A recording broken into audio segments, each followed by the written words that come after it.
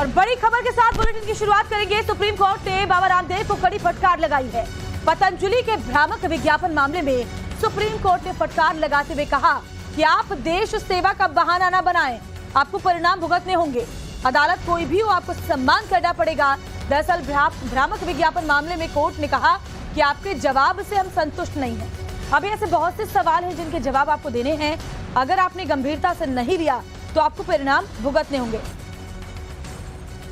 और भावना किशोर हमारे साथ सीधे जुड़ी हुई है। भावना, सुप्रीम कोर्ट ने साफ साफ कह दिया है कि आप देश सेवा की आड़ में इस तरह के भ्रामक विज्ञापन ना दें, और सबसे बड़ी बात है कि आपको अदालत का सम्मान करना होगा। और क्या कुछ हुआ कोर्ट रूम में, क्या कहा गया है पतंजलि को, आप जरा बताएं।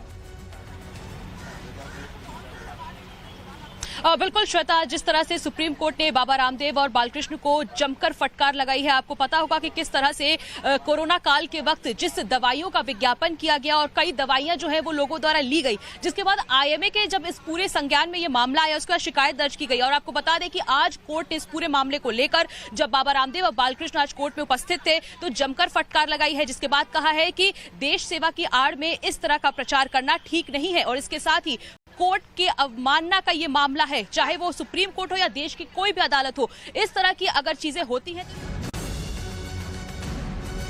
तो बड़ी खबर आपको बता रहे हैं, बाबा रामदेव ने हाथ जोड़कर माफी मांगी है सुप्रीम कोर्ट में। कोर्ट रूम के अंदर हाथ जोड़कर रामदेव ने माफी मांगी है। इससे पहले भी माफी मांगी गई थी। आचार्य बालकृष्ण ने कहा था कि अब आगे ऐसा नहीं होगा, और बाबा रामदेव के वकील ने माफी मांगी है। ये बड़ी खबर आपको बता रहे हैं। दरअसल भ्रामक विज्ञापन मामले में कोर्ट ने सीधे सीधे कहा कि आपके जवाब से हम संतुष्ट नहीं हैं। बहुत से ऐसे सवाल हैं जिनके जवाब आपको देने होंगे, और इसी के जवाब में बाबा रामदेव ने हाथ जोड़कर माफी मांगी है। और डिटेल में जानकारी देंगे हमारे सहयोगी गौरव। कोर्ट रूम के अंदर क्या क्या कहा गया कोर्ट की तरफ से पतंजलि योग पीठ को, बाबा रामदेव को, और उनकी तरफ से जवाब में क्या कुछ कहा गया, सब कुछ बताइए दर्शकों को। देखिए, आज बाबा रामदेव और बालकृष्ण जो कि पतंजलि के एमडी हैं, दोनों को पेश होने को कहा गया था। चूंकि कोर्ट ने कहा था कि हम अवमानना की कार्रवाई करेंगे, क्योंकि सुप्रीम कोर्ट में चल रही सुनवाई के बावजूद बाबा रामदेव ने प्रेस कॉन्फ्रेंस किया, भ्रामक बातें कहीं, एलोपैथी को लेकर सवाल उठाए, कहा कि कोरोनल से जो है हम कोरोना दूर कर देंगे। ऐसी तमाम भ्रम भरी बातें कही गई, और कोर्ट ने कहा कि जब आपको पता था कि सुप्रीम कोर्ट में सुनवाई चली, उसके बावजूद आप ऐसा करते रहे। कोर्ट और कानून सबसे ऊपर है। सिर्फ सुप्रीम कोर्ट ही नहीं, देश की कोई भी कोर्ट कोई भी आदेश देती है तो उसका सबको पालन करना होगा। और जिस तरीके से सुप्रीम कोर्ट बार बार कह रहा है, जस्टिस हिमा कोहली की बेंच, कि हम इस मामले में कार्रवाई करके रहेंगे और इस पे एक लॉजिकल एंड तक पहुंचा के रहेंगे। रामदेव की तरफ से जो पेश हुए थे वकील, उन्होंने हाथ जोड़कर माफी मांगी और उन्होंने कहा है कि हम यहां पर मौजूद हैं और हम माफी मांगने के लिए तैयार हैं। हालांकि कोर्ट उनकी इन बातों से सहमत नहीं हुआ। और एक और बात सुप्रीम कोर्ट ने कहा कि आप जो है जिस तरह की टेक्निकल और एडवांसमेंट की बात कर रहे हैं कि आपने ये तरह की चीजें खोज ली थी, ये सब कुछ कॉमर्शियल है। रामदेव के वकील ने कहा कि हम कॉमर्शियली कुछ नहीं कर रहे थे, तो कोर्ट ने भी कहा कि आप देश की सेवा के लिए ये सब नहीं कर रहे थे, और ये बात बिल्कुल साफ है। और लगातार जो है वो फटकार लगाई जा रही है। सुप्रीम कोर्ट ने साफ साफ कहा कि पतंजलि चाहे रामदेव हो, चाहे बालकृष्ण हो, सभी को इसके परिणाम भुगतने होंगे। हालांकि इन दोनों की तरफ से कहा गया कि हमने एफिडेविट दाखिल किया गया है, लेकिन कोर्ट ने कहा कि हमने आपसे बहुत विस्तृत जवाब मांगा था, ये जवाब हमें संतुष्ट नहीं करता है, ये लोगों से जुड़ा हुआ मामला है। और 1954 के जिस कानून का हवाला बार बार दे रहे हैं, उन्होंने कहा कि अगर आपको लगता था कि इस एक्ट में कोई बदलाव करना चाहिए तो आपको इसे भारत सरकार को बताना चाहिए था, लेकिन आप भ्रम भरे विज्ञापन देते रहे। और अभी भी लगातार जो सुनवाई है वो इस वक्त सुप्रीम कोर्ट में चल रही है।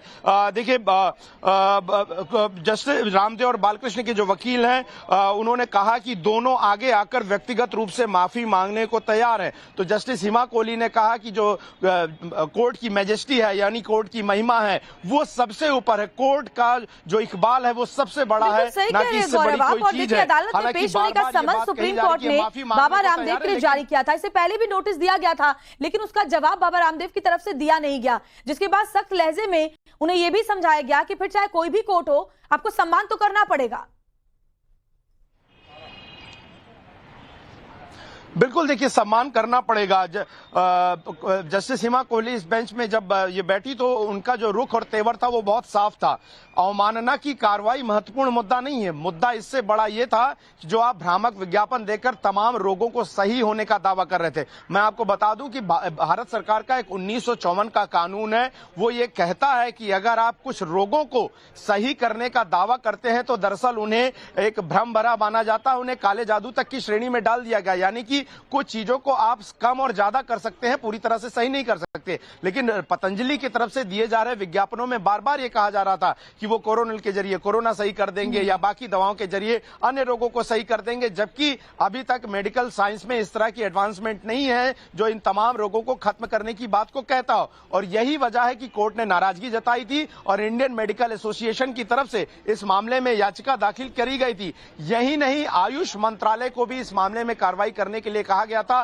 प्रधानमंत्री कार्यालय से भी इस मामले में जो है वो शिकायत गई थी और प्रधानमंत्री कार्यालय ने इस शिकायत को फॉरवर्ड भी किया था। तो उस मामले में भी कोई कार्रवाई नहीं हुई थी, उस मामले में भी कोर्ट सुनवाई कर रहा है। लेकिन कोर्ट के सामने अभी जो सबसे बड़ा मुद्दा यह है कि रामदेव, पतंजलि हो या बालकृष्ण, उनके जो एमडी हैं, उनकी तरफ से लगातार कोर्ट के आदेशों की अवहेलना की गई। रामदेव ने